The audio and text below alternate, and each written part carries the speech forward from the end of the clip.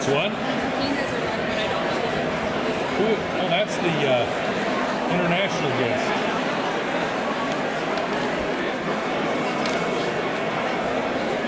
He's already marked, isn't he? Okay, let's go. Thank you so much. Okay, we'd like everybody to take their seats so we can get this program started, please. Please take your seats.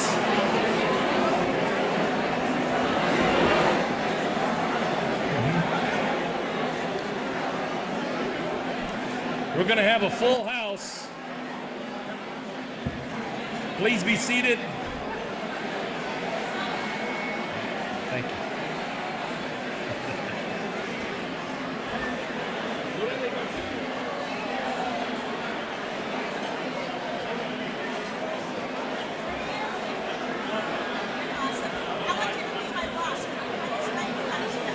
Okay, yeah.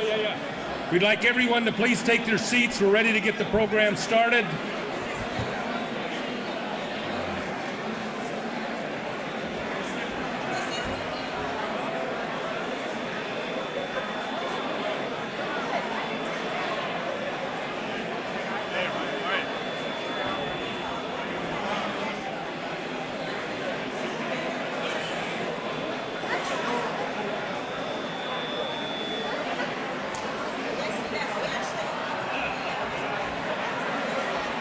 Okay, please be seated. Let's go ahead and take your seats. How do I do this better?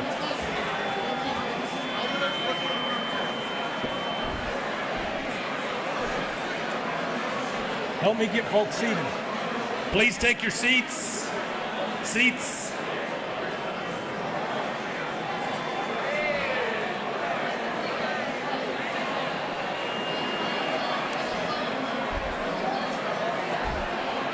Please take your seats. We want to get started.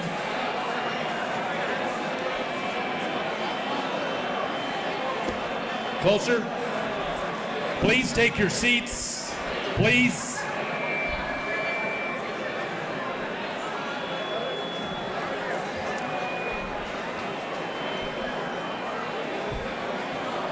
Thank you. Thank you.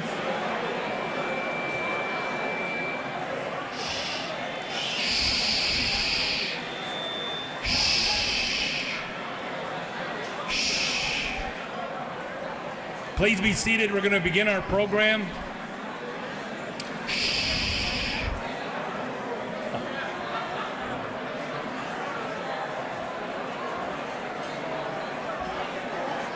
Please be seated.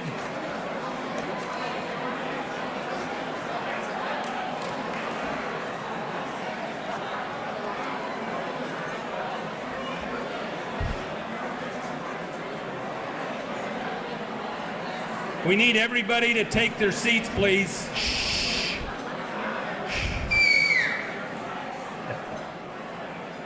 Please take your seats so we can get started.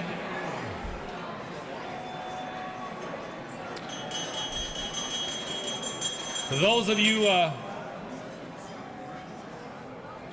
that have been kind enough to join us in the past, and this is our third luncheon of the series here at the California Club. We make a commitment to you, and we ask for a commitment from you as well. We start on time, and we end on time, respecting everybody's time.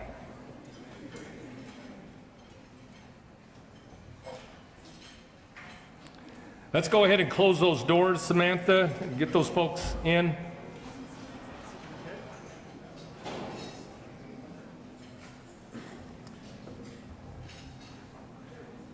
I love it. We got a full house.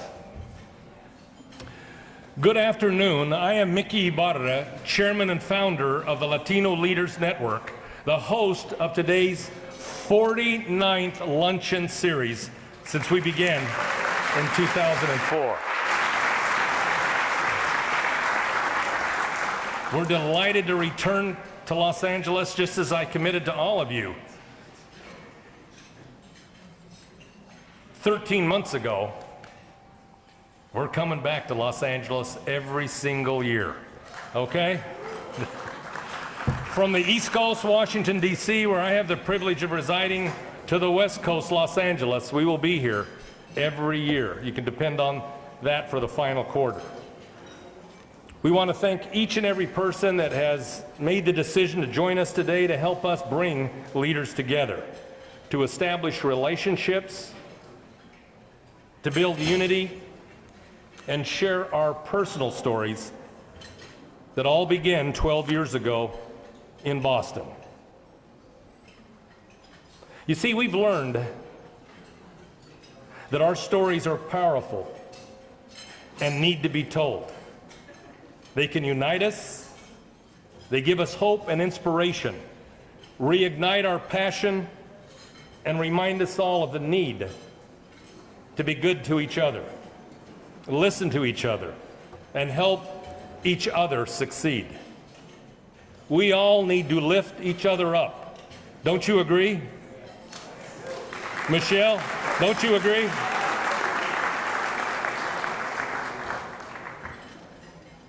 Now, in addition to growing a national footprint for the Latino Leaders Network over the past 12 years, this year alone we have convened events in Cleveland, in Philadelphia, in Washington, in Indianapolis, and Los Angeles. We are growing our social media presence as well. So I'd like everybody to pull out your phones. Be aware to follow us on Twitter at LLN_USA. LLN_USA. Please tweet about today's luncheon and encourage your networks to engage with us. Our hashtag is #LLNLA. Now please join me in welcoming our honoree today, the Honorable Kevin De Leon. Senator.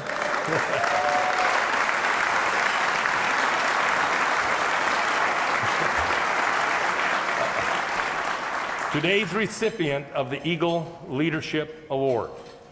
I also want to welcome our live stream audience, viewers all around the country and even the world that are tuned in to watch our event.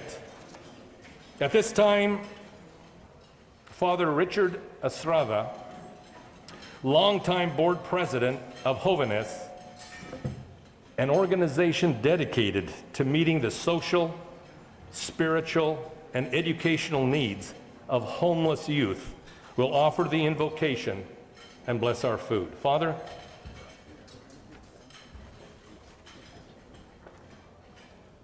this room is filled with leaders, a lot of energy, and are we ready to change this world? Yes or no? Sí, all right.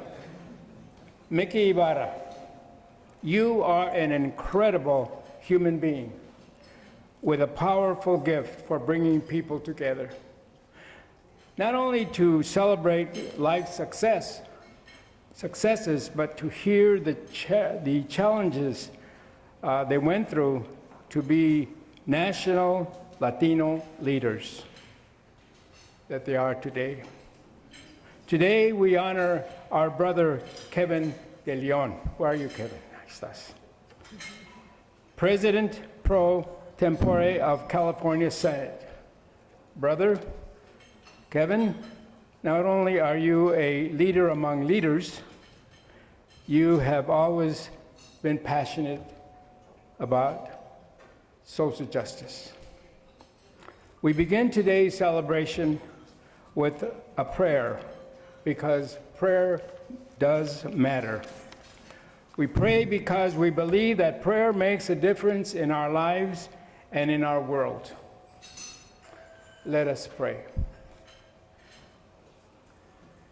May the blessing of God go before you. May God's grace and peace abound. May God's Spirit be within you. May God's blessing remain with you always. May you walk on holy ground. And together, all say, Alleluia and Amen. Alleluia. Thank you.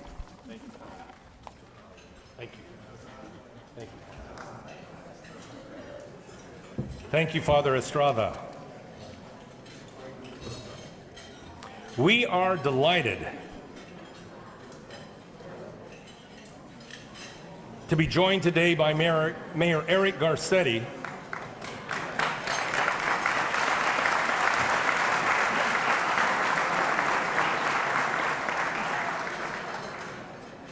Now, hang on, gang. Let me tell you something about the Latino Leaders Network.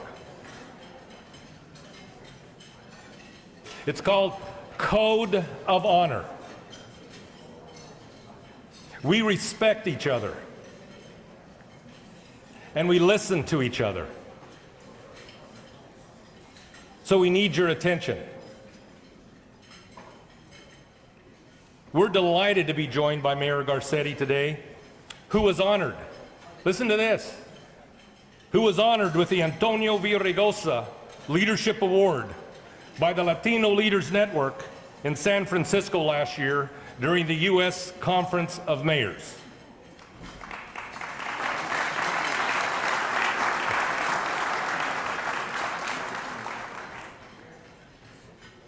I also want to thank Mayor Garcetti not only for joining us today, but also for his leadership at the U.S. Conference of Mayors. This past summer in Indianapolis, founding the Latino Alliance, a first for the U.S. Conference of Mayors. How about that? Finally, we have an alliance of mayors that are officially recognized by the U.S. Conference of Mayors to talk about issues of concern to our community. And Mayor, I want to pledge to you from the Latino Leaders Network that we want to do everything we can to be supportive of the Latino Alliance and your leadership. Congratulations.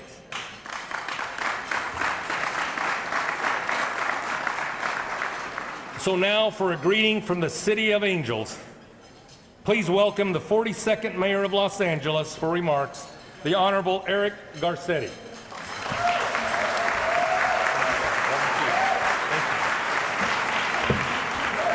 Thank you so much. Muchísimas gracias. Muy buenos días a todos y bienvenidos al pueblo de Nuestra Señora la Reina de Los Ángeles de Porciúncula.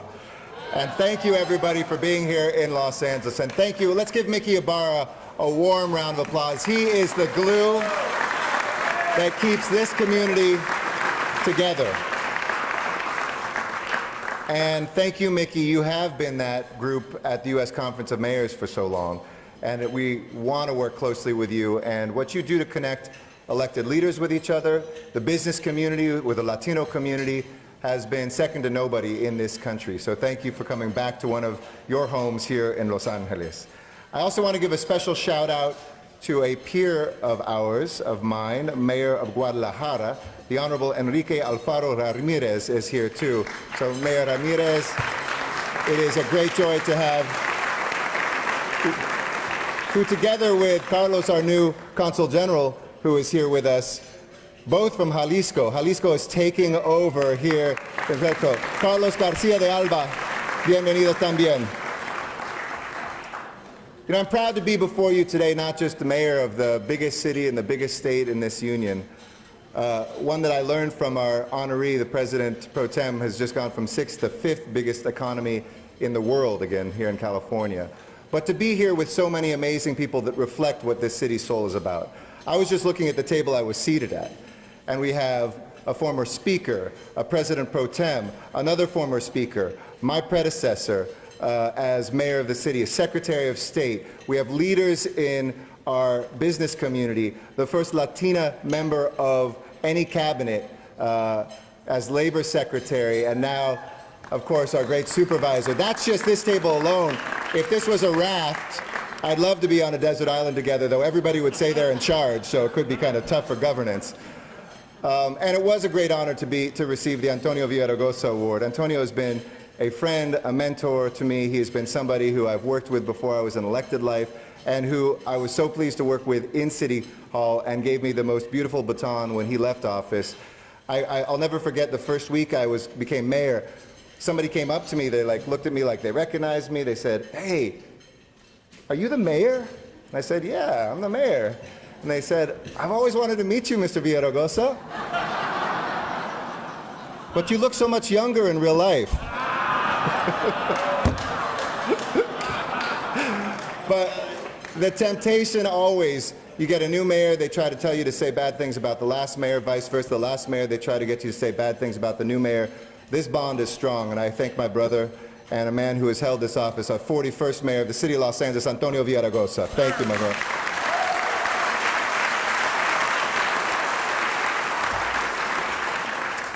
And here in LA, we are so proud to celebrate so much progress in this community. Raising the minimum wage, $15 an hour, the first big city in America to do it, and then joining with our state brothers and sisters to make that happen. That disproportionately lifts up Latinos living in poverty here in Los Angeles. Making sure that we make community college free, the largest city in America, that this next year of graduating seniors will go to community college in this city for free, and not just tuition, but assistance with their books and their transportation.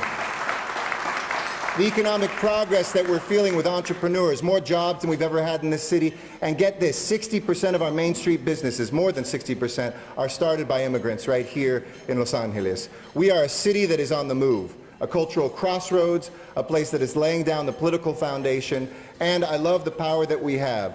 A speaker from the LA area, but most importantly, we have today somebody we are honoring, who is not just a great leader for our city and our state, but is a global leader in Kevin De Leon. And I want to give my congratulations to my brother and my friend Kevin De Leon for your honoring here today. And I'll conclude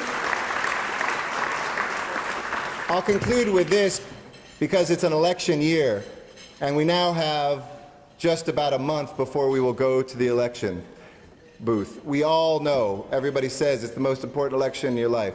This election started with Latinos. Not the way we wanted it to start, but we were the first things that came out of the mouth of one of the two candidates in a way that turned us into people that he decided were criminals, rapists, thugs. We are brothers and sisters. We are grandparents and grandchildren. We are judges. We are business leaders. We are mayors. We are legislators. This community of Americans is the strength of the city, the strength of our business community, the strength of our cultural community, and the strength of this nation. In this city, which is the leading Latino city in America, which is arguably the northern capital of Latin America, it is our time to dictate how this election turns out. And I'm not at City Hall, so you better turn out and vote for Hillary Clinton, and let's make her the next president. Thank you very much. Have a great evening.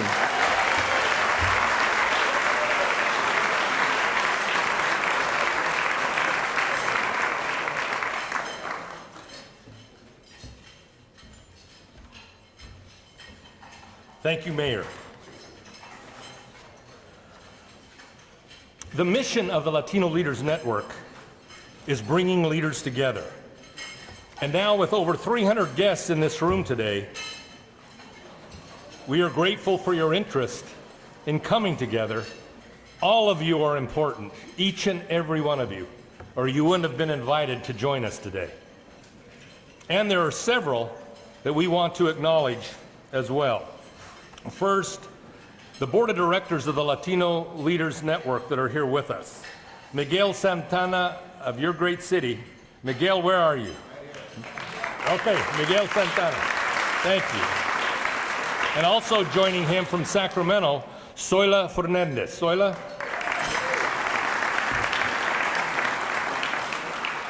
We also have Ruben Alvarez of Phoenix with us. Ruben?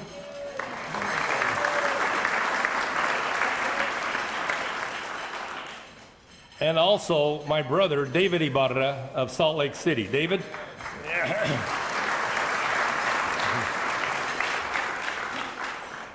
He's the success in the family. Get to know him. We have a number of officials with us. We're so delighted to have you here. Alex Padilla, the Secretary of State of California.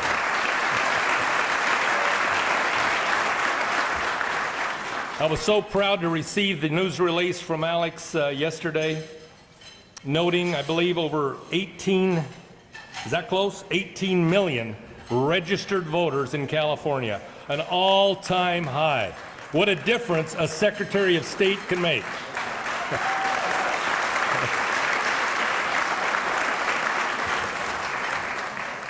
And also our friend, it's been mentioned, Mayor Robert Garcia of Long Beach. Mayor Garcia.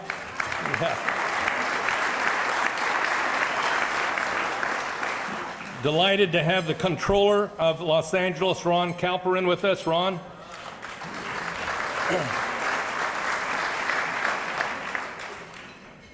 And all the way from Phoenix, Arizona, Councilman Danny Valenzuela. Daniel.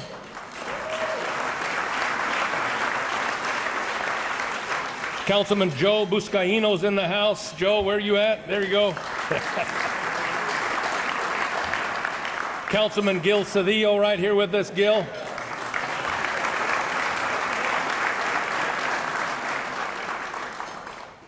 We moved this event from September, many of you were here with us, to October in order that we wouldn't interfere with the legislative activity in Sacramento. And I'm delighted we've been joined by several legislators, including Assemblymember Jimmy Gomez. Jimmy?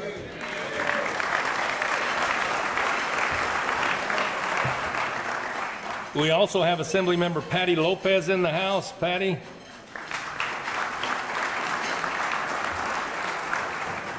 And also Senator Ricardo Lara. Senator Lara?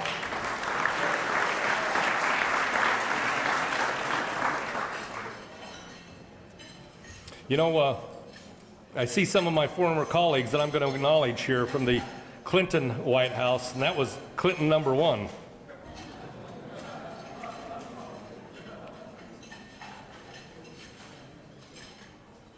The final press conference of Bill Clinton, he was asked the question, Mr. President, do you think you'd ever seek elected office again? He paused. Maybe the school board. And that's how important Bill Clinton knew school boards are. And we have an important member of the school board here of Los Angeles with us. Please welcome Monica Garcia.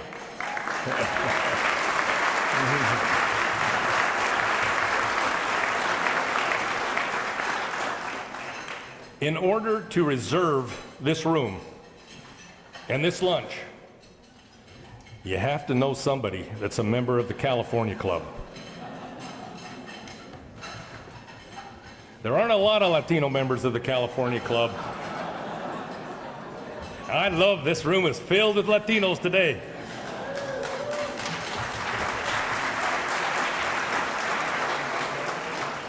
But there's a member of the California Club who is our sponsor today. I want to recognize him, Lou Moret. Lou?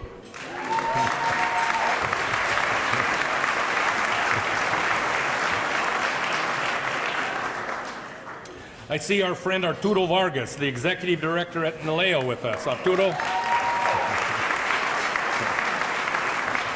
Also, Hector Barreto, the chairman of the Latino Coalition. Hector.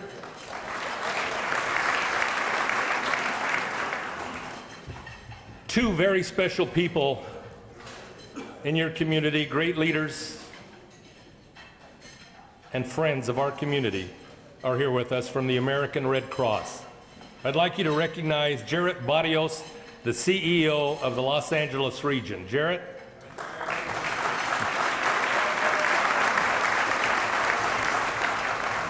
And I'd also like to mention a member of his team in a newly created position, the Chief Strategy and External Relations Officer of the American Red Cross of Los Angeles, Norma Vega, who's with us here at the head table.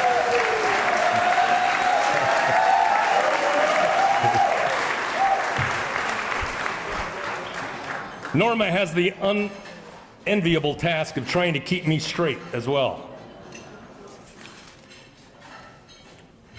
And of course, also at our head table, the former United States Secretary of Labor and a whole lot of other formers, but currently, perhaps the most important job she's ever held, Supervisor of Los Angeles County, Hilda Solis.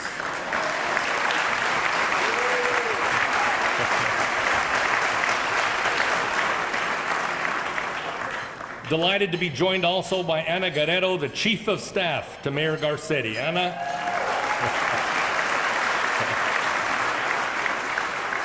Also, I saw Helen Torres, of the Executive Director of Hope, with us.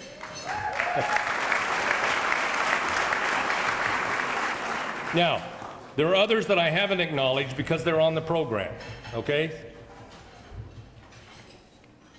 But there's one more that I must acknowledge, a former colleague of myself, as well as Janet Murguia, who we'll hear from later, but the former Deputy Chief of Staff to the President of the United States, William Jefferson Clinton. We have Maria Echeveste with us. Maria.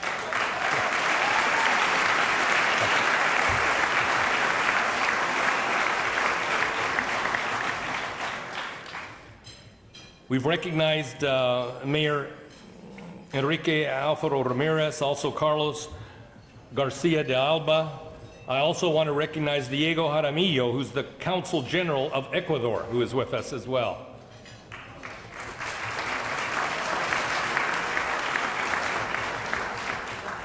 Okay, now, again, we need your help.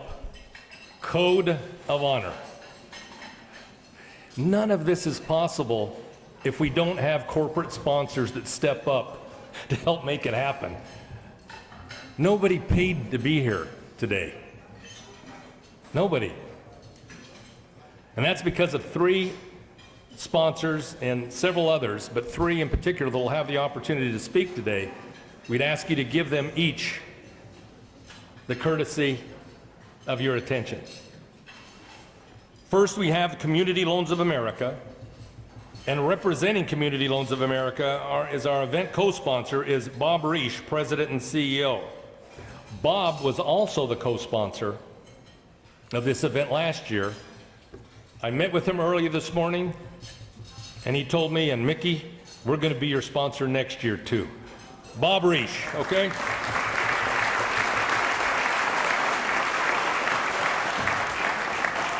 Bob?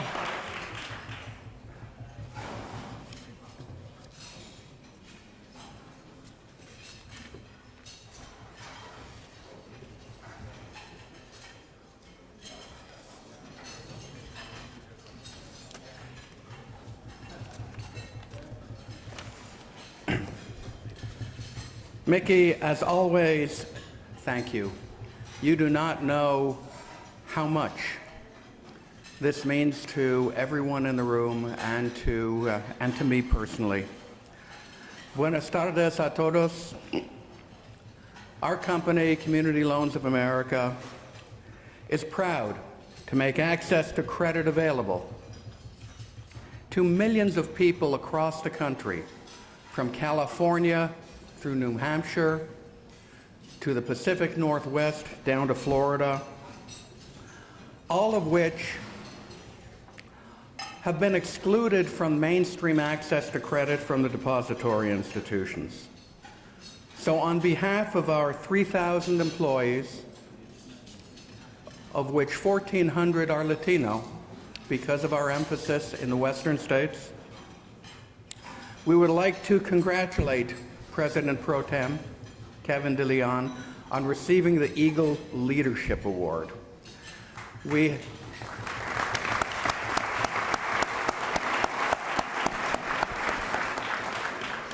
caliber of people who have preceded President Pro Tem De Leon in this award is second to none. He joins some of the finest company that we have seen in terms of Latino leadership in the country. Last year, and I know Mickey is timing me, but last year at this particular luncheon, we had announced that we had entered into a new vision and started a new venture with several Latino partners in Salt Lake City. This was thanks to the effort of David and Mickey in total. They introduced us to the opportunity. They helped us bond with our new partners. And this venture today is a real bright spot in that it provides access to medical care for Latino personal injury victims in Salt Lake City and is now expanding into Arizona, California, and Nevada. Today, I am so proud to be able to introduce John Robledo Dunn.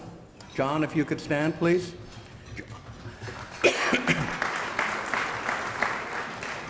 This idea was John's brainchild, and through Mickey and David, we were able to put capital and talent together to form this kind of company.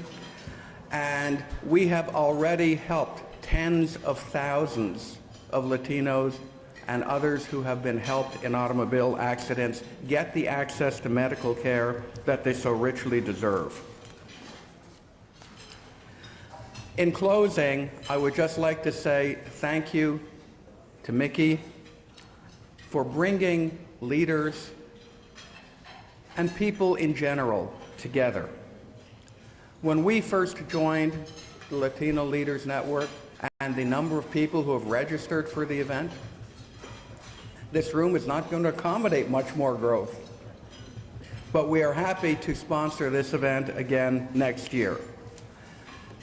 As I think about what the Latino Network, Leadership Network has accomplished, I take it down to three things. The first is initially maybe participating in this particular organization helps to start a conversation which should have been had for many years, if not decades now. Certainly, it is a forum to exchange the best ideas and for us to get to know the best people within this segment of the community, and fundamentally to build bridges with all members of the community. Mickey, I am so grateful. I am forever in your debt. Muchas gracias, amigo. Thank you.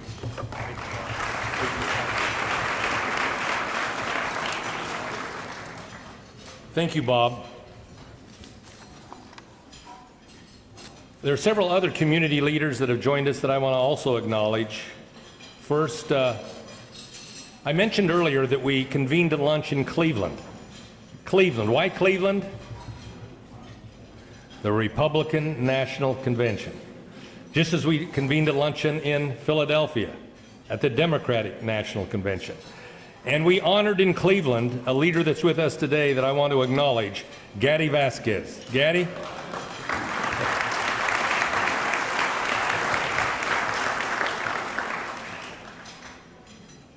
Our next co-sponsor, the Coca-Cola Company, was a founding sponsor of this event in 2004. It was Rudy Becerra, Senior Vice President for Latin Affairs, who embraced the vision of bringing leaders together to share our stories and celebrate our progress. Rudy received the Eagle Leadership Award also, as Gaddy did, in Cleveland this past July, and I'm delighted he is here to offer sponsor remarks. Rudy Becerra.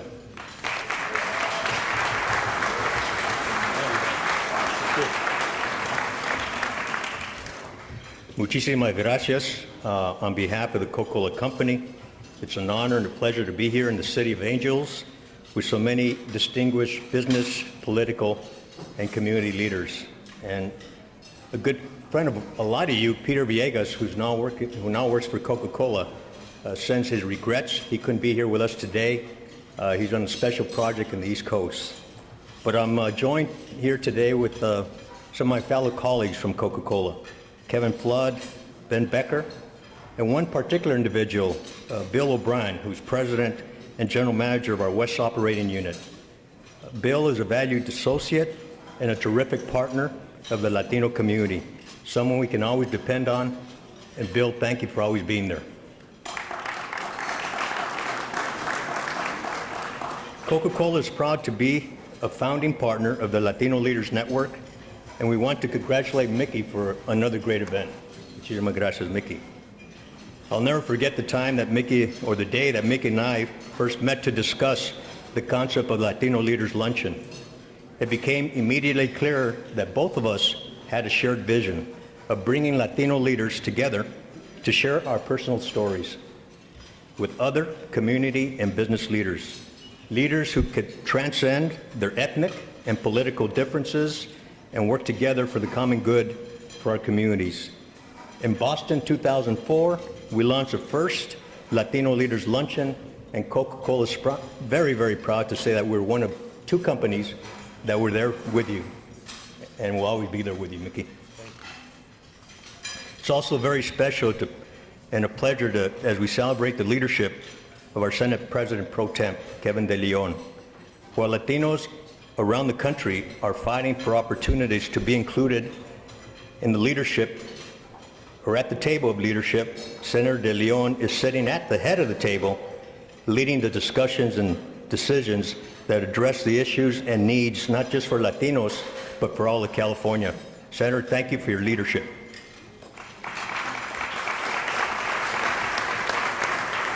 And in closing, I'd like to talk about specific issues, one of them water.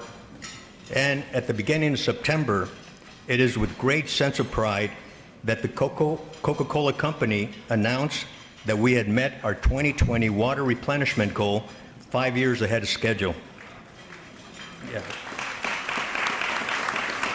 That makes Coca-Cola the first Fortune 500 company to be replenishing all the water we use back to the communities and nature.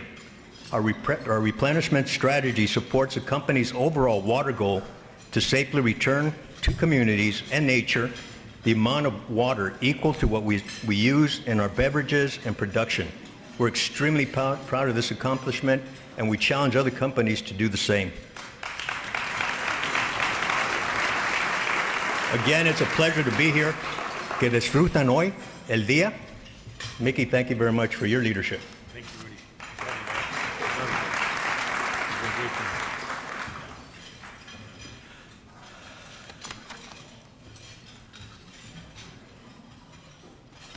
And now we've been joined by none other than Antonio Gonzalez of the Southwest Voter Registration Project.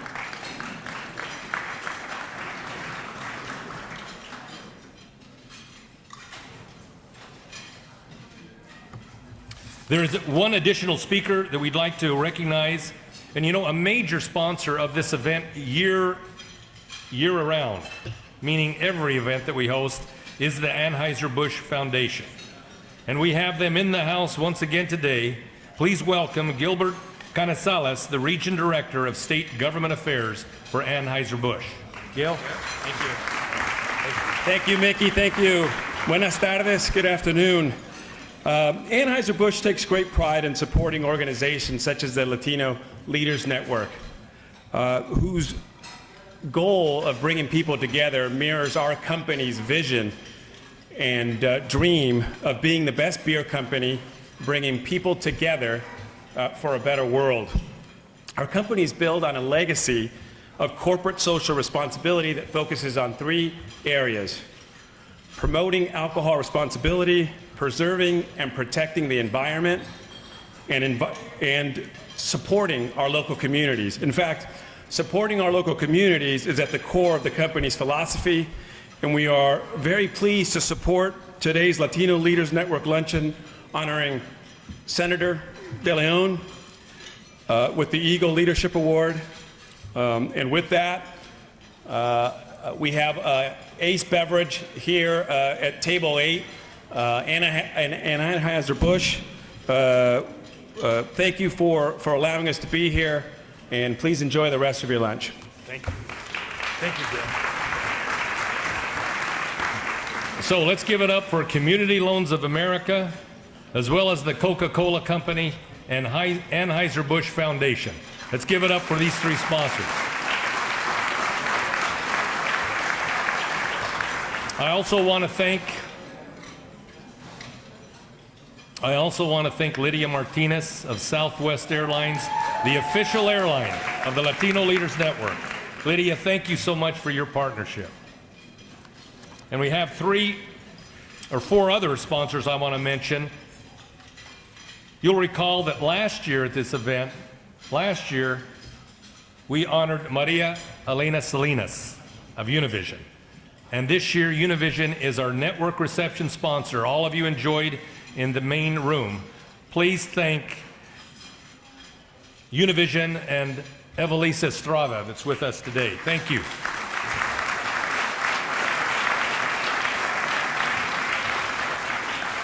We also have AARP, Patricia Perez, a proud sponsor.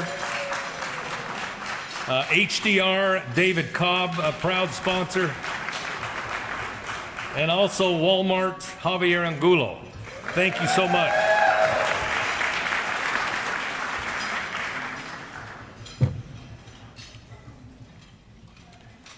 Those of you that have been with us in the past know that we reserve a 3-minute portion of our program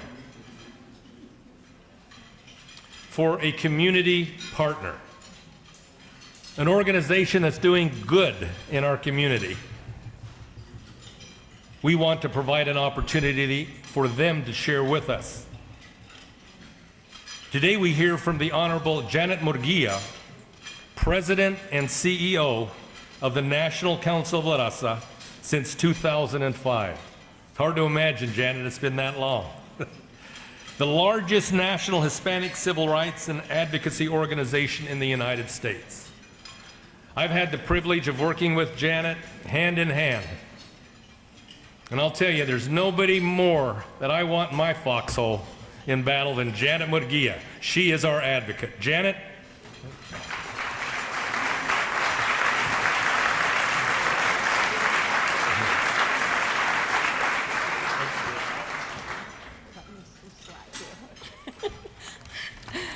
Thank you. Good afternoon, everyone. Buenas tardes. It's such a pleasure to be here with you all today. And I want to thank my good friend, Mickey Ibarra. Thank you, Mickey, for your leadership. Congratulations on what you've accomplished. A very long trajectory. A lot of people don't know Mickey's story. I know we're going to have a chance to hear his story soon at one of these great events. But I am so proud of the work Mickey has done to create the Latino Leaders Network and for your leadership. You know, in unity, there is strength, and in strength, there is power. And believe me, there is a lot of power in this room today. So let's thank Mickey for his leadership and for convening us so that we can celebrate and own our power.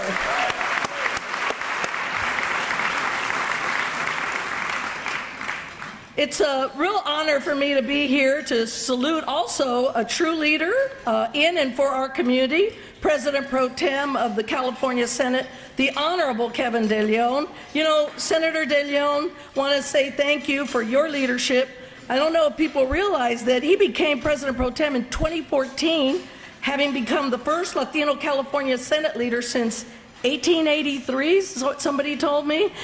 So in just 2 years, Senator De Leon has revitalized the state Senate, leading it to one of its most productive legislative sessions in California's history. And he has led the Senate to enact landmark legislation that will significantly improve the lives of those Senator De Leon has fought for all his life. Working families of California, especially those who are low-income Latino and immigrant families. Senator De Leon and NCLR have much in common. We are also working to help these same families on issues that go beyond just immigration, such as economic empowerment, community development, education, healthcare, and civic engagement. That is why I am so appreciative of the opportunity to be with you here today to talk about NCLR, the National Council of La Raza, and the impact of our national network on nonprofit affiliates, including over 60 community-based organizations throughout the state of California. We have about 300 nationally, but 60 here in California. And I really want to acknowledge several representatives, leaders of our affiliates here today, including our NCLR board members and former board chairs and alums. If you are with one of our NCLR affiliates, a board chair or former alum, will you please stand up for me? Will you please? You all have done a great work. I thought we had some few people here. Maria Arias, go ahead, stand up. You've been, Delia, stand up. Andrea, thank you so much. Thank you. Yes, some of our founding members. The fact is that 1 of every 4 NCLR affiliates are here in California, serving families from the southern tip of the U.S.-Mexico border to north of the Bay Area and beyond. These organizations are among the top nonprofits in the state and leaders in their communities on a host of issues. All these organizations individually have had an enormous impact on their communities, but what has also been key in making the difference has been harnessing the collective power of our network into advocating for our community, especially in Sacramento.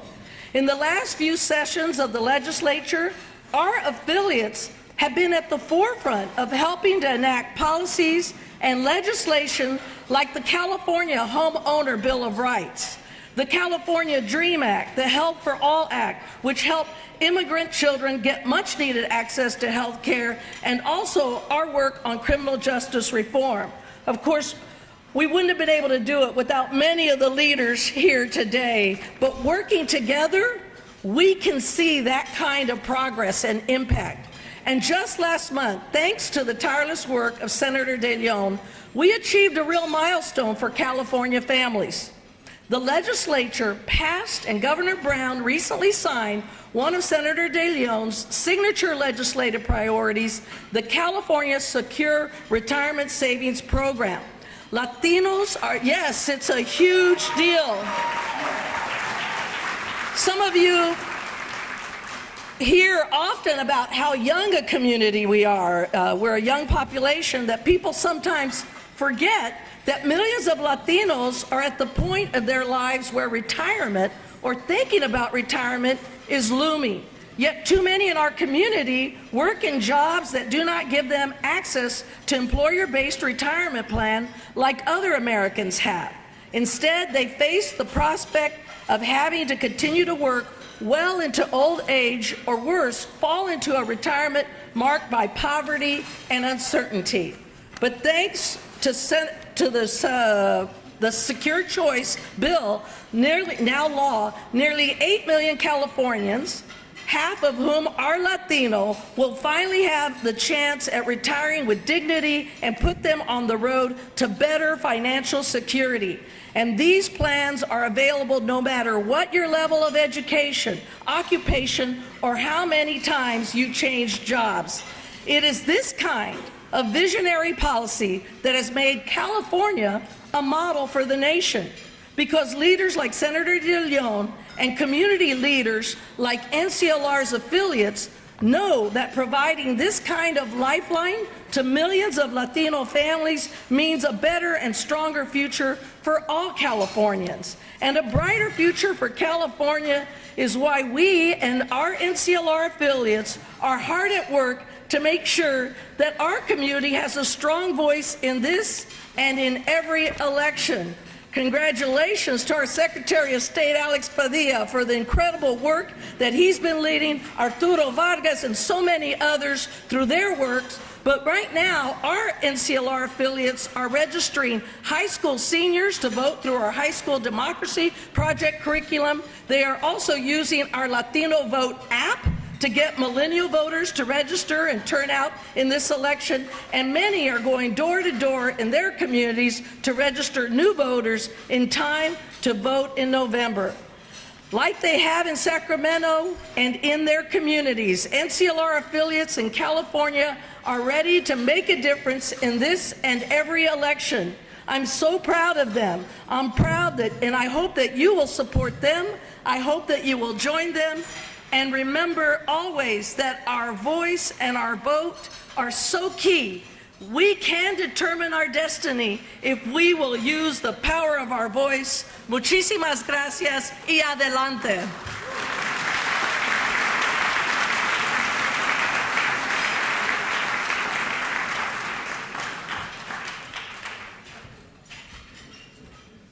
Thank you, Janet. NCLR, our community partner.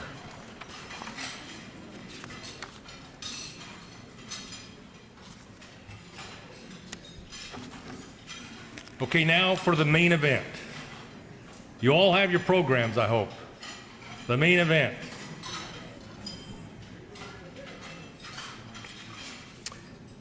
The Honorable Antonio Villaraigosa made us all so proud. when elected as the 41st mayor of Los Angeles in 2005. The first Latino elected mayor since 1872. And he was rewarded for his outstanding leadership with re-election in 2009 to a second four-year term. As you know, Mayor Villaraigosa previously served as Speaker of the California Assembly, as a member of the Los Angeles City Council. In addition, he served as the President of the United States Conference of Mayors in 2012. In essence, the nation's mayor. He was honored with our Eagle Leadership Award in 2005 as mayor-elect, and 4 years ago in Charlotte as chairman of the National Democratic Convention. Join me in welcoming the Honorable Antonio Villaraigosa, who has agreed to pay tribute to our honoree.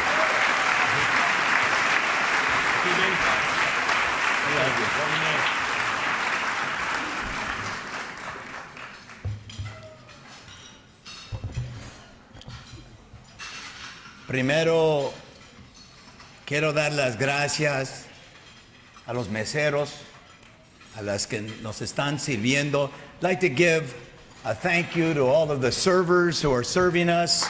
Muchas gracias. Thank you very much. And like Father Estrada, I want to start with a prayer I learned in Guadalajara with my wife.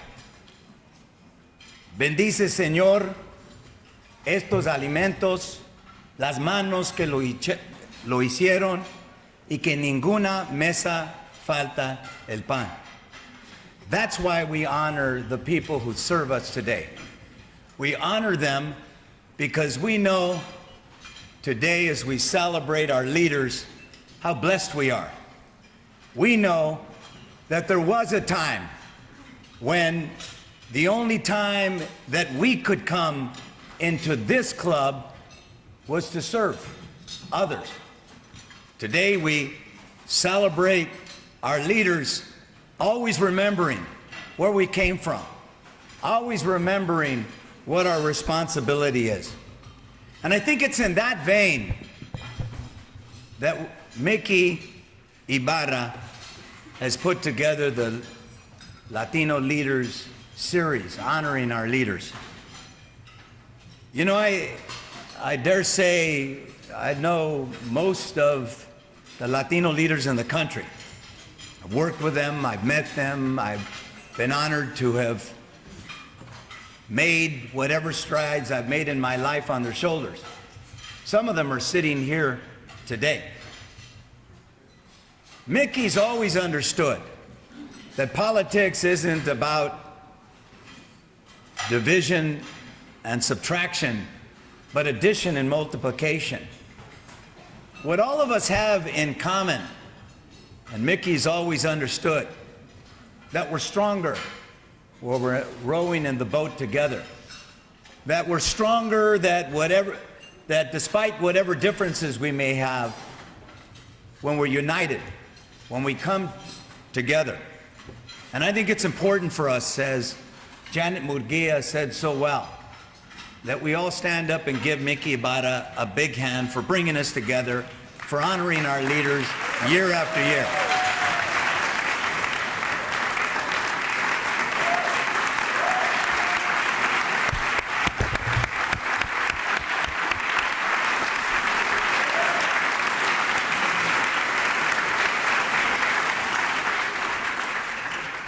I want to read a passage, and I don't do it very often,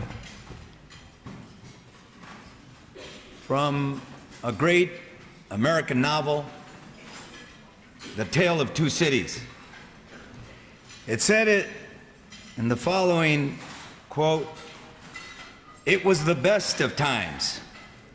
It was the worst of times. It was the age of wisdom. It was the age of foolishness. It was the epoch of belief. It was the epoch of incredulity. It was the season of light. It was the season of dark. It was the spring of hope. It was the winter of despair. Here we are, celebrating so many firsts. And Mayor Garcetti is not here today, but what Mickey didn't say is I put his name forward to be honored with my name. It was I who put Kevin De Leon's name forward. Why did I do that? Well, I understood from the beginning, every single one of us come on the shoulders of others. You've heard me say again and again, I was fortunate to have grown up in the 1960s, to have grown up in a time of hope and optimism, to have been a part of the civil rights movement that opened up the country, that gave me a shot. I understood from the very beginning that the many first, and Mayor isn't the only one, that the first I've been able to achieve, I did it on the shoulders of so many people here today. I did it because there was a Cesar Chavez, because there was a Dolores Huerta, because there was a Martin Luther King and a Rosa Parks. That is the understanding with which we come here today. I said it's the best of times and the worst of times. Today we sit in the middle of an election that began with the demonization of Mexicans. A campaign that said at the very beginning that we are criminals, that we are rapists, that we are drug dealers. Well, I'm proud of being the mayor of the epicenter of Mexicans in the United States of America, the epicenter of the undocumented. And I can tell you that those people work. Those people struggle. Those people contribute. Those people are the best that America has ever seen. They've defended our country. They've stood up for our freedoms. They want nothing but a better life for their children. And so, yes, we celebrate the many first. Yes, we celebrate the opening and the light, the achievements we've been able to make. But yes, we still have so much to do. And in that vein, we get to honor Kevin De Leon. You know, I've met a lot of politicians in my life. So many of them worked for other politicians, which is one path. So many of them, you know, from when they were student body president in preschool, knew they were going to be elected. And, you know, everything they did was plan their life that way. Kevin De Leon isn't one of those people. Kevin, and yes, I think everybody here knows how much I love Fabian Nunez. Kevin and Fabian grew up together. They grew up poor. They grew up suffering the indignities that so many of us have had to withstand in our lives. But they were strong about who they were. He was strong about the contributions of his mother. He understood that she worked hard, that she sacrificed so that he could have a better life. This isn't a man who thought he got there because he was better looking than everybody else or had a better suit. He understood why he got there. He got there because his mother worked. He got there because his mother struggled. He got there because his mother sacrificed so that he could have a better life. And so, what do we celebrate today? Not that he's just the first since 1888. 83? We don't celebrate that. But we celebrate, when we celebrate our Latino leaders, is we celebrate that they never forgot where they came from. That's Kevin De Leon. Never forgot where he came from. You know, some people like to talk about being a community organizer. You know, some of us started out that way. Kevin De Leon wasn't a community organizer for a weekend or a month or a year. He understood his responsibility. To whom much is given, much is owed. You have to give back. We have to pay it forward. And that's what he's done. He did that as a community organizer when he and Fabian and Gilbert Cedillo and so many of us were standing up to Proposition 187. Most of us weren't immigrants, certainly neither Gilbert or I were, 3 generations here, but we understood we had an obligation. We understood that we had to open up a door, that we had to fight and stand up for these people. That's who Kevin De Leon has been his entire life. So when he ran for state assembly and started almost within a few weeks of arriving in Sacramento, people talking about him as speaker, they weren't talking about him as speaker just because he was smart and articulate. They were talking about him as speaker because they saw a leader who understood this moment in time. This moment in time, the best of times and the worst of times. That in this moment, we have an obligation. We can't just stand and celebrate in our nice suits and say how great we are. We got to thank God for our blessings, and we got to fight so that people can come after us. And that's what Kevin De Leon has done his whole life. That's why we celebrate him. Not because he's the president pro tem, because he's used this job with Senator Lara, wherever he is, to say, you know what? Healthcare ought to be a right, not a privilege. Everybody ought to have it. Even the undocumented children ought to have it. That's what he stood for. That's who he is. That's why we honor him today. So I couldn't be prouder to be here. Because, you know, I've always understood que el papel del primero no es golpear tu pecho y decir soy tan único.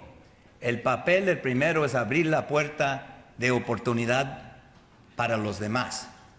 I couldn't be prouder of Kevin De Leon, of Fabian Núñez, of Robert Garcia, of Senator Lara, of Gilbert Cedillo, of all of the people who came on the shoulders of Richard Alatorre and Art Torres and Gloria Molina. I couldn't be prouder of standing with Hilda Solis fighting for minimum wage in 1994. Couldn't be prouder to stand with all of the electeds. So as I sit down, I want to say, I'm proud today.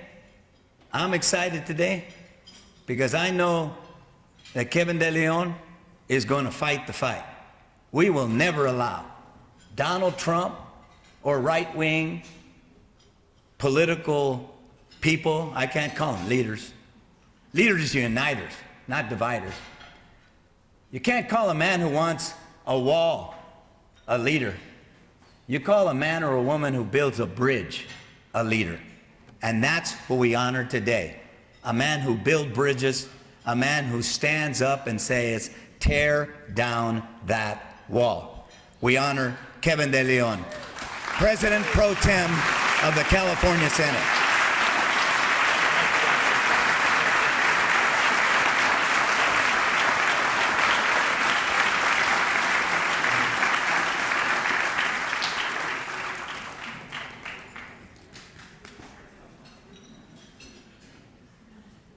We are also joined by another outstanding leader today, former Speaker of the California Assembly, Fabian Núñez. Fabian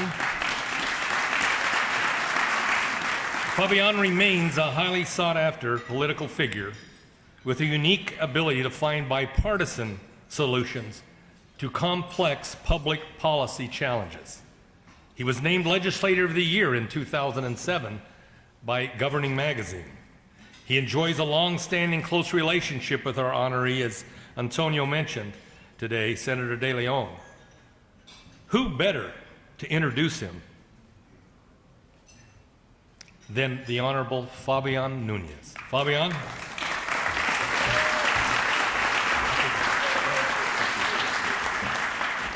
Thank you very much, Mickey, for that kind introduction.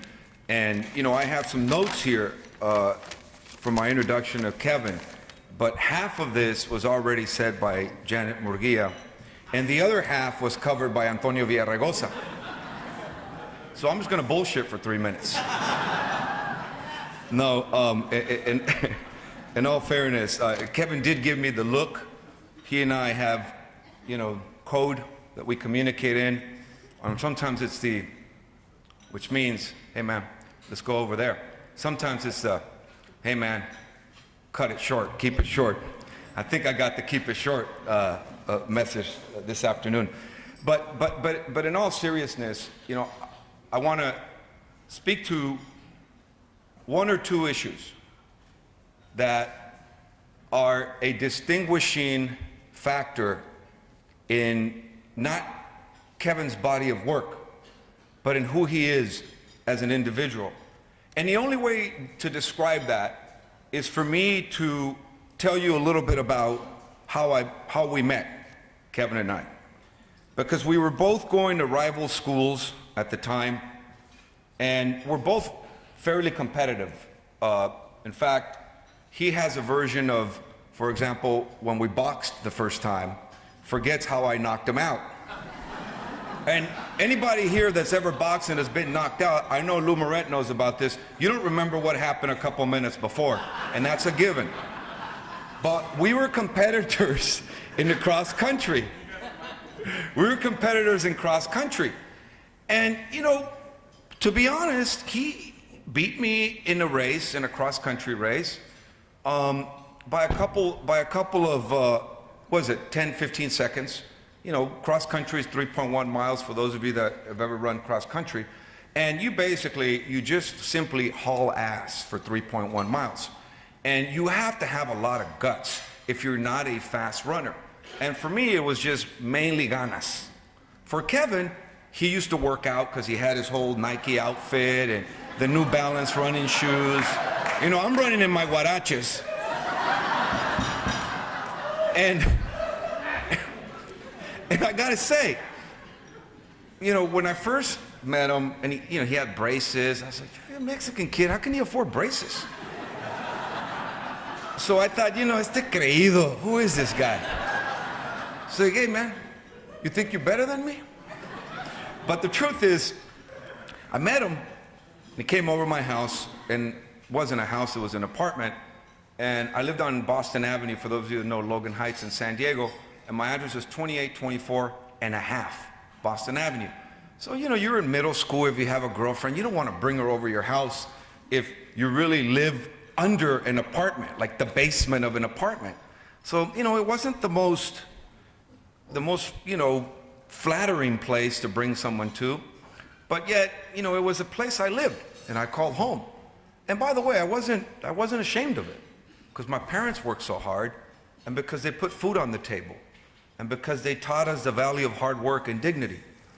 But I went to Kevin's house, and I thought, okay, let's go see this guy. You know, he's got like the New Balance shoes. He's like probably like the rich kid in the neighborhood. I'm sure his family is very wealthy. They own a bunch of apartments.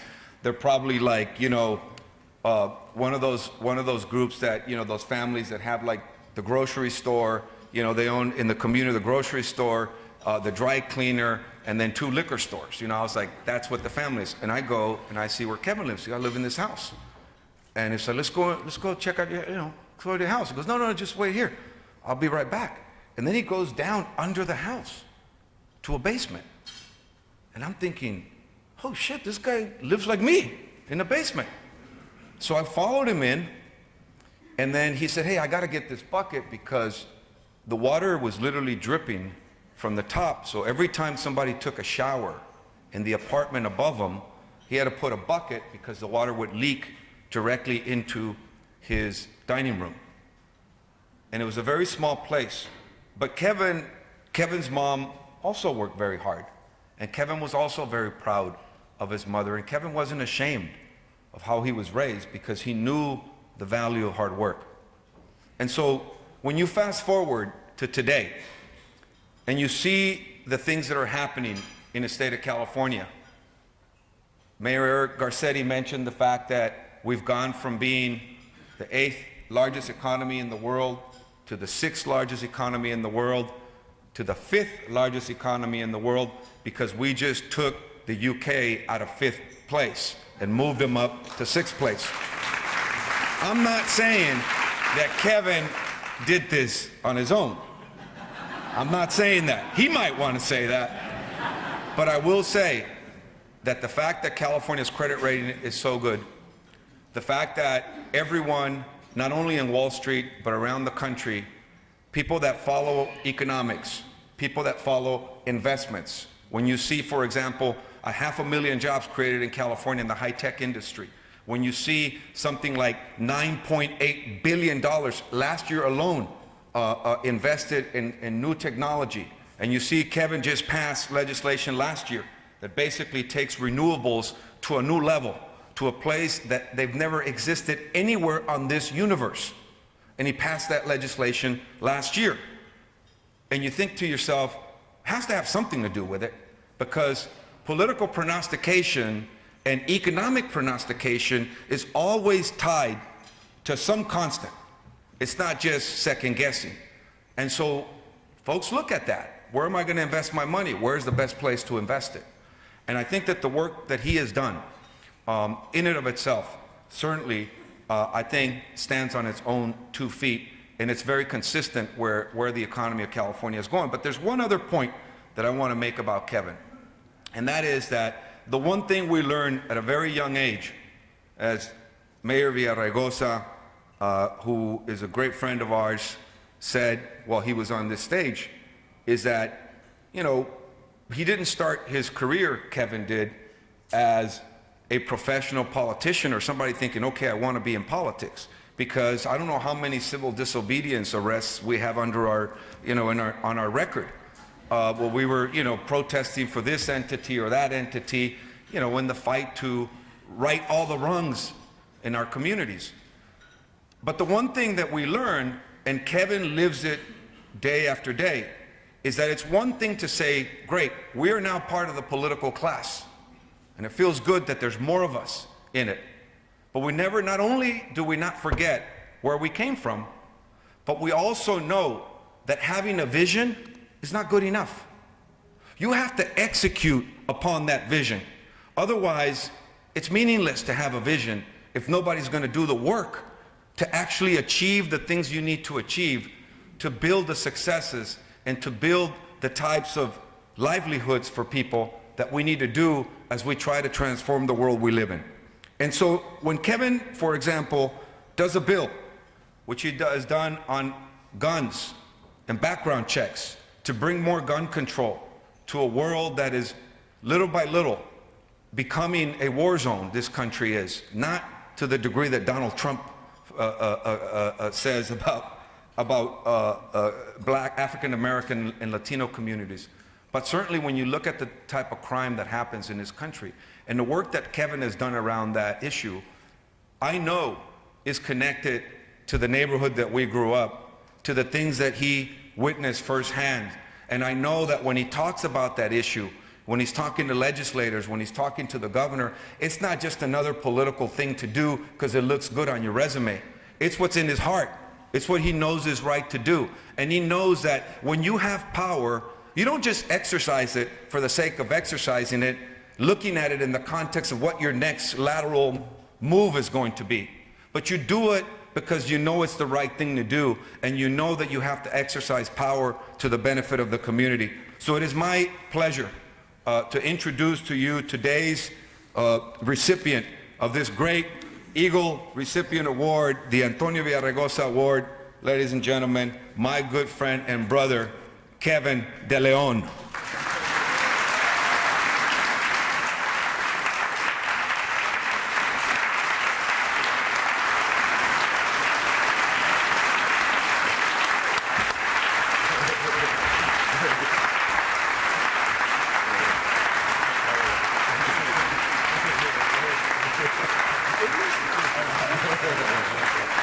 Thank you so very much. Thank you. Thank you. Thank you so very much. Thank you so very much. It is indeed an honor and pleasure to be here with each and every one of you. I just want to, I know a lot of folks were already recognized, but I do want to just very quickly go through just a handful of folks because I believe it is important that I do recognize them. Again, I do want to thank our mayor and our speaker and our former chairman of the DNC, first Latino chair in the history of the United States of America, for your eloquent words regarding my person. I want to thank you very much for your leadership. A lot of folks don't know that when I ran for a state assembly for the very first time, the 45th Assembly District, it was a district that Antonio Villaraigosa was a former speaker of, and he set a very high bar and criteria for me to reach, and I want to thank you from the bottom of my heart for the leadership that you have given us, not just in Los Angeles, and not just in California, but nationwide. Thank you very much, Antonio Villaraigosa. Thank you.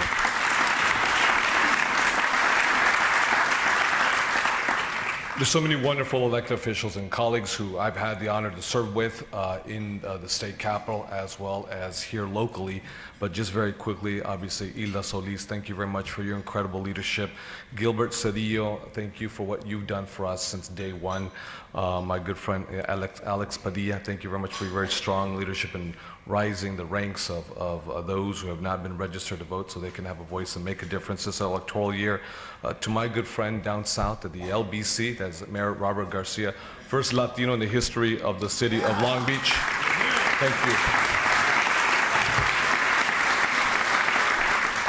To my good friend, he's nested in my seat in the assembly, that is Mr. Jimmy Gomez. Jimmy Gomez, thank you very much for your incredible leadership.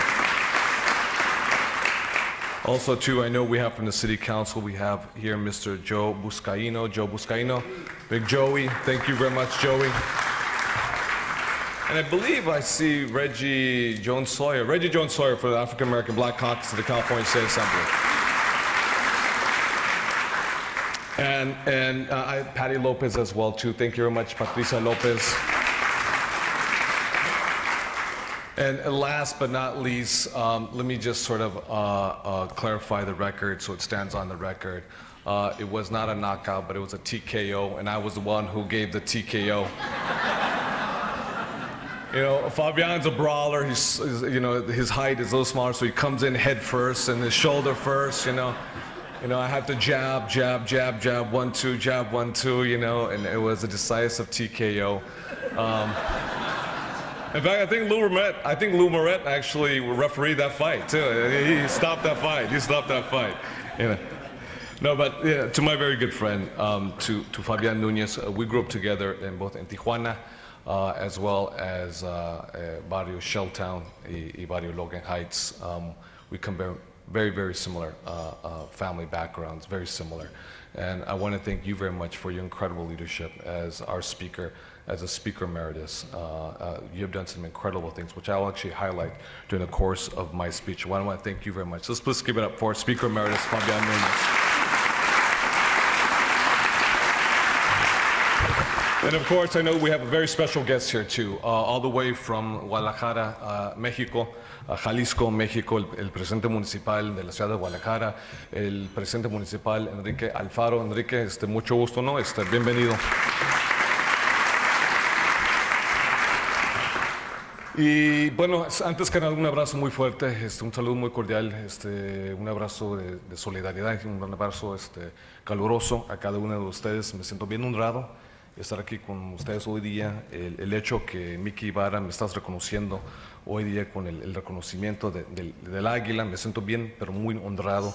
Quiero agradecer también su liderato, no solamente a nivel local, pero sino a nivel nacional e internacional.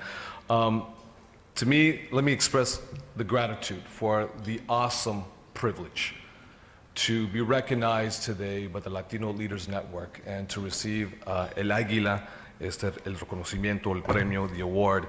And I want to thank our chair here today, our leader, Mickey Ibarra, for your incredible leadership.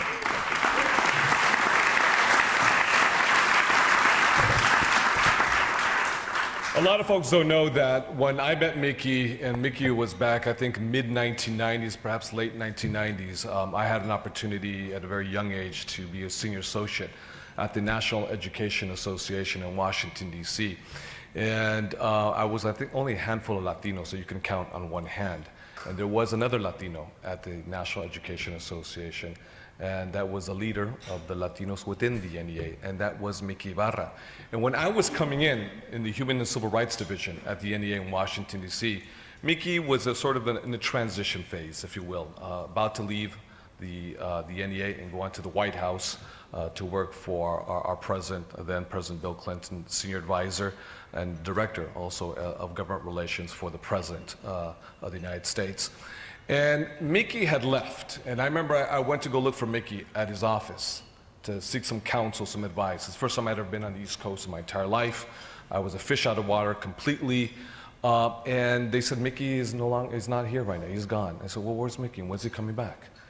They said, well, he's in Africa right now. I said, in Africa? And what's he doing in Africa right now? And then I found out what Mickey was doing.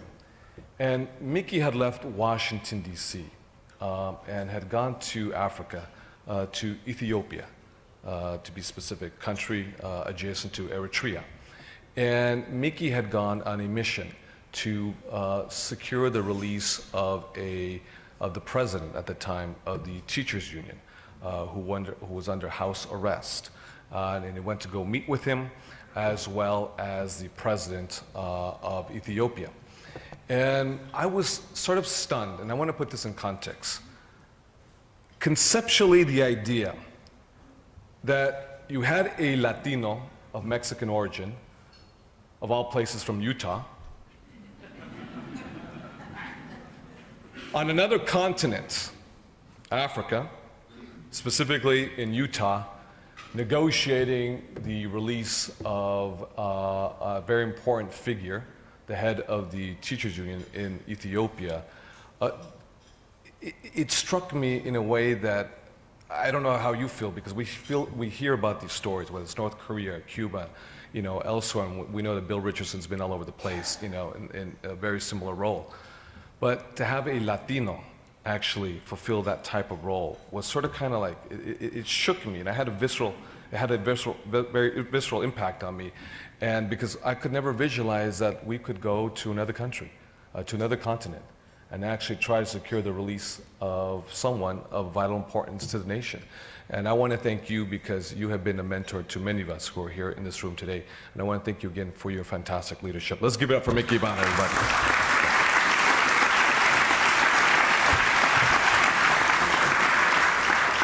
Now, I want to thank each and every one of you because you are the lifeblood of California's Democratic Latino majorities and our historic progress over the last few years. In California, we have succeeded. We have succeeded because we fight for the principle that the California dream belongs to everyone, not just the privileged few. Because my story is representative of that principle. And that unlikely journey that brought me here today with each and every one of you at the California Club started 100 miles south of us in Tijuana, Baja California, in Logan Heights in San Diego. You see, I grew up in Barrio Logan in Tijuana as the youngest child of a single immigrant mother with a third grade education. And to support us, my mother cleaned homes in the wealthy enclaves of La Jolla. And I remember as a young child taking the number 34 bus with my mother. That bus would traverse from downtown Los Angeles through Point Loma, Mission Beach, Pacific Beach, to our final destination, where I got off the bus with my mother, and we'd walk up perhaps a mile or less up to the top of the hill to the homes with the ocean panoramic views. And there my mother would spend the vast majority of her day, if not the vast majority of her life, cleaning other people's homes. And it was there that I learned the value of hard work and a strong work ethic. Very similar to how Fabian grew up. But Fabian's father was a gardener in the city or the neighborhood of La Jolla. And although I was very young at the time, the contrast between the haves and have-nots are burned into my memory to this very day. And that's why I am so driven to find solutions when I see a country where there is so few that have so much, and there are so many that have so little. And while Congress remains gridlocked, California has made real progress to make our economy more inclusive, more equitable. That includes respecting our Latino and immigrant communities. And last year, I believe that Californians of every race, every religion, every gender and identity united in common purpose. And by any objective measure, it was a year of remarkable accomplishments. And I want to take a brief moment, if it's okay with each and every one of you, to reflect on some of those accomplishments because they are historic on many levels. And from the outset, we pledged to tackle the people's to-do list and build upon California's progress, upon great leaders that we followed. And by any measure, this legislature has expanded the winner's circle to enable more hardworking Californians to enjoy the fruits of prosperity and opportunity. In just a year, the year of 2016, we finally passed farm worker overtime, honoring the legacy of Cesar Chavez, and giving these workers the same protections like everyone else. We also raised the minimum wage, the highest in the country, to $15 an hour. In the wealthiest state, in the wealthiest nation on planet Earth, no one who works full-time should be forced to live in poverty. If you are a single mother and you work full-time today in California under the current minimum wage at $10 an hour, you will make $20,000 a year. That is not a livable wage, that is a poverty wage. And Janet, I want to thank you very much for highlighting, and I know we have the good folks here from AARP. Through my retirement security plan, Senate Bill 1234, we will finally be able to give retirement security access to 7 million Californians who today have no access to any type of retirement security at their place of employment.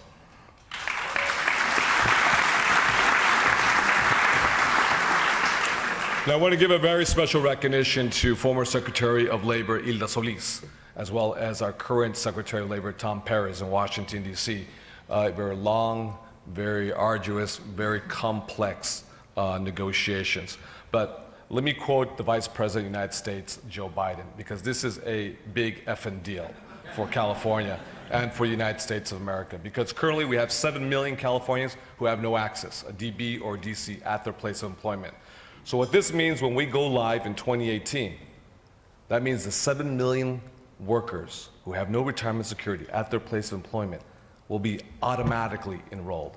This is not sign up proactively.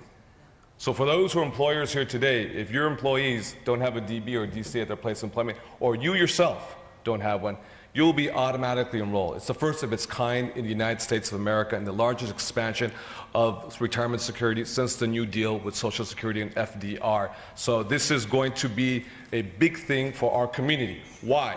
Because we've all lived the story. When our community retires, they retire not because they have a nest egg and they know at the age of 65 or 62 they have enough to live on a monthly or annual basis. Our community retires when our arms, our legs, our backs, our shoulders, our waist, our legs physically give out. And then there's not enough money to supplement Social Security, to pay for the roof over your head, the food on your table, the clothes on your back, or your medication. And that's why if we can work together and provide a modicum of dignity and respect to all of those, like Mayor Antonio Villaraigosa just articulated so eloquently, those who helped created the wealth of California, we can provide them the modicum of dignity and respect. I want to thank you, Madam Secretary of Labor, for this wonderful contribution that we did together.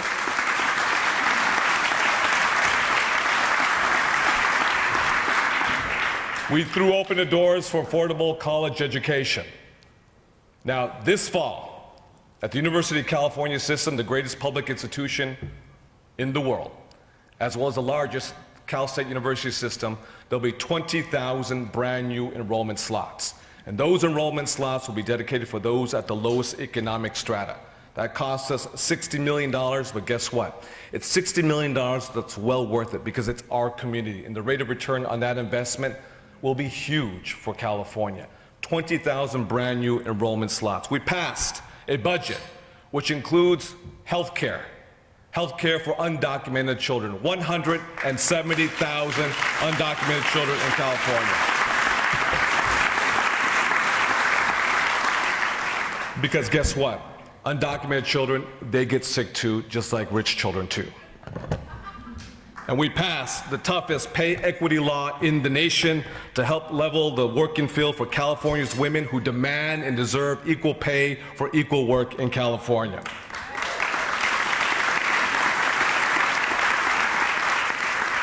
On this issue of equal pay, especially for those who are single mothers here today, Latino women earn 44 cents on the dollar compared to white men. It's our effort to close that gender equity gap that exists today, because it's those Latino women who work 2 or 3 jobs, who put the roof over our head, the clothes on our back. And it is those Latino women who brought us into this world, who fed us, who protected us, who raised us, who defended us. And it is incumbent on us to do everything possible to take care of them. So this is the toughest pay equity law in the nation. Last year, we also passed a historic package of legislative measures, 10 bills, in fact, that were signed into law to improve the lives of undocumented Californians. Now, I want to underscore the following point because Fabian had said something that's really key. I do believe you have a collection of wonderful elected officials here today. And one thing is to be a politician, irrespective of political party, whether you're a Republican, whether you're a Democrat, whether you're a Green Party, but to actually move an agenda is completely different. To actually burn political capital, even though you know it's risky, that's different. When you try to move and improve the human condition for all individuals, irrespective of who you are and where you come from, the language you speak, the hue of your skin, or your legal status.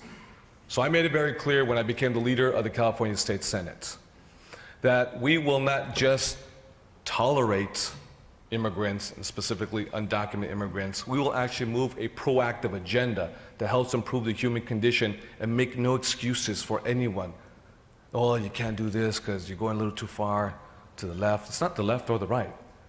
We're helping improve the human condition for all individuals, again, irrespective of who they are and where they come from. And the first time ever, as I just mentioned, we provided health care for undocumented children. I want to thank Senator Ricardo Lara for his efforts moving this measure in the state capitol. We now have new civil rights protections that guarantee the due process for those in our legal system, and we've established comprehensive services for immigrant integration, and so much more, because it's important for someone like me, the son of an immigrant, and all of us, because, let me underscore, my story is not unique. My story as the youngest child of a single immigrant mother with a 3rd grade education is all of our stories. It's not a unique story. I'm not the one who graduated summa cum laude or honors and was bestowed and showered with all kinds of accolades and went on to MIT, Harvard, or Yale or Brown, summa cum laude, and says, you are the golden one. You are the superstar. Enough with the aberrations and the anomalies and the outliers. It's our role here to make sure that we normalize the medium within our society, to make sure the vast majority of these young men and women actually have an opportunity to do something with their lives. And that's what we made it very clear as leader of the Senate. We will help improve the human condition, we'll improve the wages of these individuals because they deserve it. They deserve it, they are human beings, they are part of our society. Providing driver's license for the undocumented immigrants, an issue that Gil Cedillo had carried on his shoulders, bare like a cross. Gil couldn't be there when we finally negotiated, when I had the opportunity to deal point face to face with the governor, when I negotiated the deal, but we know who carried the cross for so many years, you know, and he was there championing it, making all kinds of phone calls to members of the assembly to make sure we got it done. And this is something that we got done together, whether you're part of the Senate or not, as a city council member, once a senator, always a senator. Thank you very much, Senator Gil Cedillo, for what you've done for us.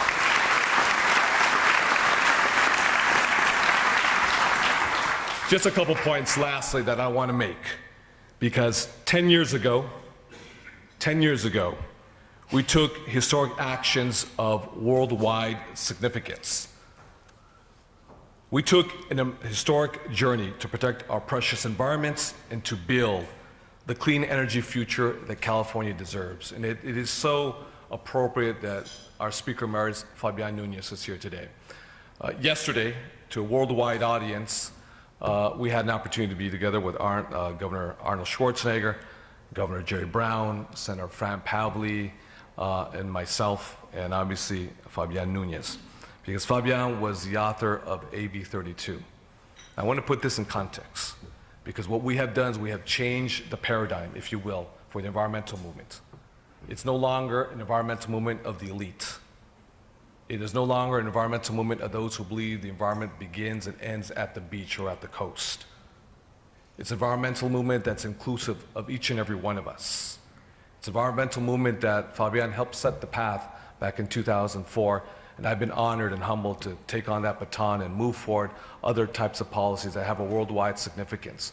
Now, when we think about the environment, we never correlated, and no, Mayor Antonio Villaraigosa, we were together at the California Commonwealth Club in San Francisco, KQED.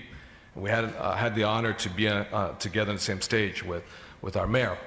And our mayor always made the correlation with regards to economic growth and how we have been successful by decoupling and delinking carbon from GDP. What does that mean? That means we're 28% less carbon intensive in California, while at the same time,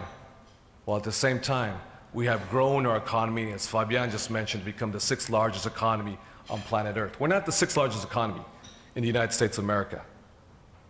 The United States in the aggregate as a whole, number 1, number 2, China, number 3, Japan, number 4, Germany. Today, number 5 is the great state, the Republic of California.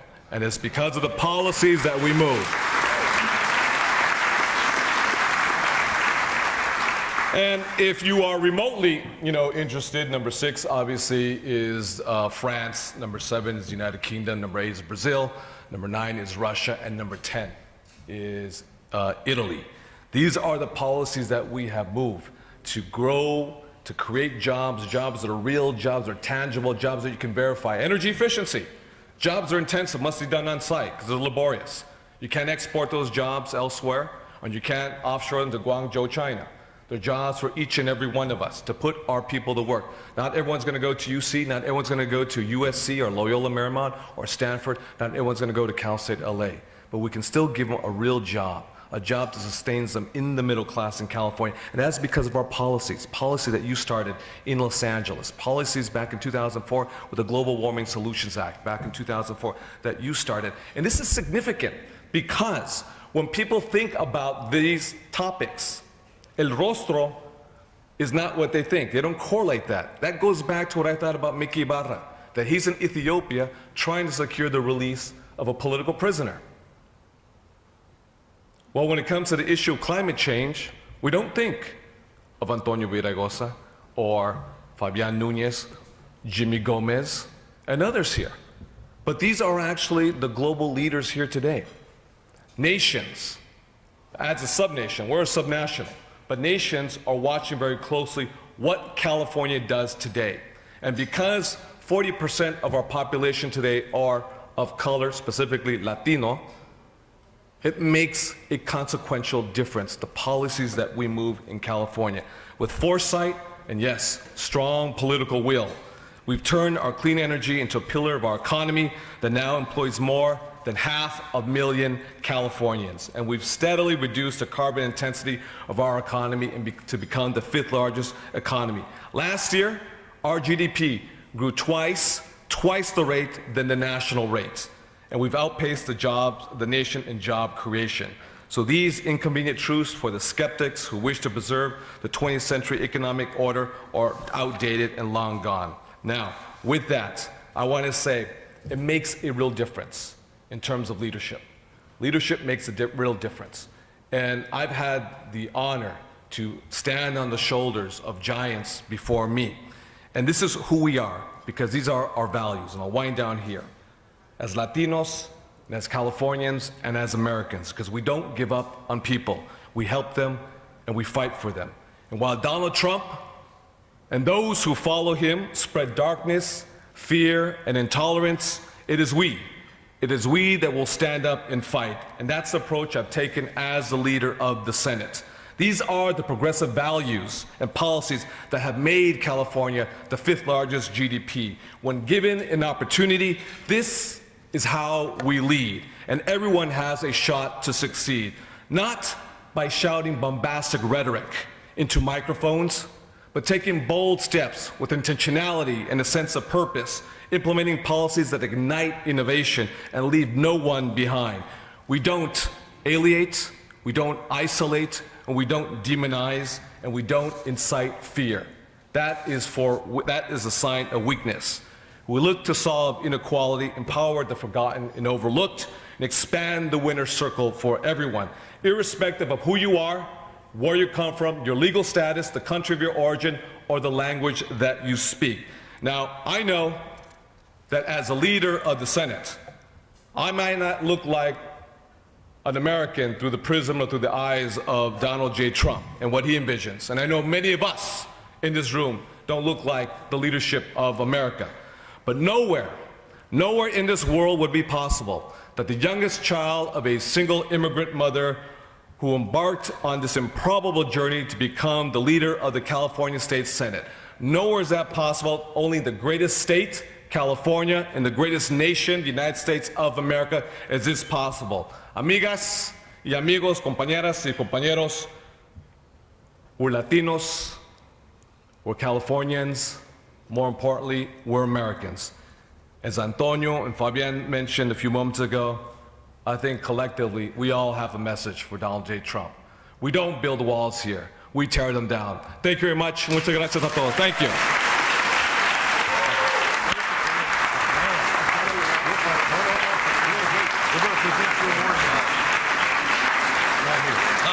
There's my board member. Come on.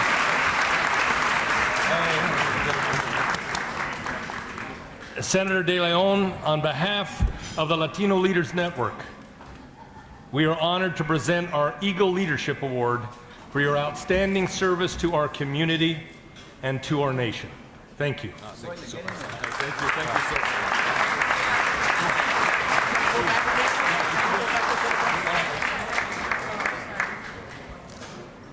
Everybody straight ahead, please. Thank you. Now, if everybody would just hang on for 2 announcements. Earlier than we've ever been able to do before, we are announcing our calendar for next year. So I'd like the slide put on. We have 5 events scheduled. The first in Washington, D.C. On January 18th, we will convene the inaugural dinner celebration, and then also in November back here in LA. Okay? Thank you all for joining us today.